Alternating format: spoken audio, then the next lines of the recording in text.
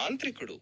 మా ఊరికి చివరన ఒక పెద్ద శ్మశానం ఉండేది. ఆ శ్మశానంలో ఎప్పుడూ నిశ్శబ్దంగా, భయానకంగా ఉండేది. అక్కడ ఒక పాడుబడిన గుడిసెలో ఒక మాంత్రికుడు నివసించేవాడు. అతడి పేరు భైరవుడు. ఊరి వాళ్ళెవరూ అతడి దగ్గరికి వెళ్ళడానికి సాహసించేవారు కాదు. అతడు చేతబడులు చేస్తాడని, దుష్టశక్తులతో అతనికి సంబంధాలున్నాయని అందరూ భయపడేవారు.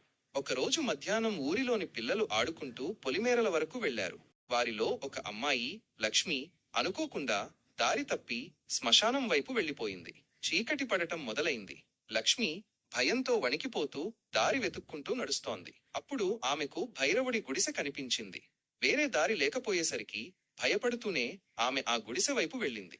గుడిసె దగ్గరికి వెళ్లేసరికి లోపల మంత్రాలు చదువుతున్న శబ్దం వినిపించింది. తలుపు కొద్దిగా తెరిచి ఉండటంతో లక్ష్మి లోపలికి తొంగి చూసింది. అక్కడ భైరవుడు ఒక బలిపీఠం ముందు కూర్చొని ఉన్నాడు. అతని ముందు లక్ష్మి లాంటి ఒక చిన్నారి అమ్మాయి స్పృహ లేకుండా పడి ఉంది.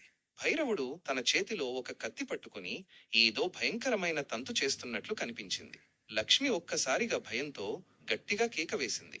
ఆ కేక విన్న భైరవుడు ఒక్కసారిగా ఉలిక్కిపడ్డాడు. లక్ష్మిని చూడగానే అతడు కంగారు పడ్డాడు. లక్ష్మి వెంటనే వెనక్కి పరిగెత్తడం మొదలుపెట్టింది. ఆమె కేక విన్న చుట్టుపక్కల పొలాల్లో పనిచేసుకుంటున్న రైతులు, ఇతర గ్రామస్తులు ఏమి జరిగిందో చూడటానికి శ్మశానం వైపు పరిగెత్తుకుంటూ వచ్చారు.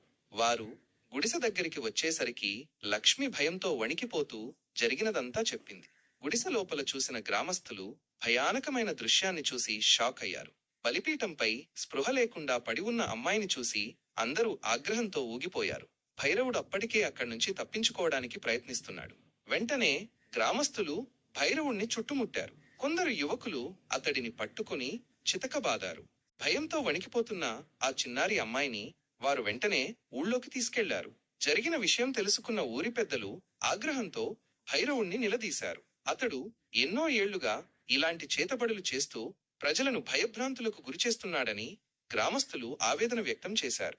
చివరికి గ్రామ పెద్దలు అందరూ కలిసి భైరవుడిని ఊరి నుండి శాశ్వతంగా బహిష్కరించాలని నిర్ణయించారు. అతడి గుడిసెను కూల్చివేశారు. ఆ రోజు నుండి శ్మశానంలో భయానకమైన వాతావరణం కొద్దిగా తగ్గింది. లక్ష్మి ధైర్యంగా కేక వేయడం వల్లే ఆ చిన్నారి అమ్మాయి ప్రాణాలు కాపాడబడ్డాయని గ్రామస్తులు ఆమెను మెచ్చుకున్నారు. ఆ సంఘటన ఊరి ప్రజలందరికీ ఒక గుణపాఠం నేర్పింది. మూఢనమ్మకాలను నమ్మి భయపడకుండా ధైర్యంగా ఎదుర్కోవాలని వారు నిర్ణయించుకున్నారు.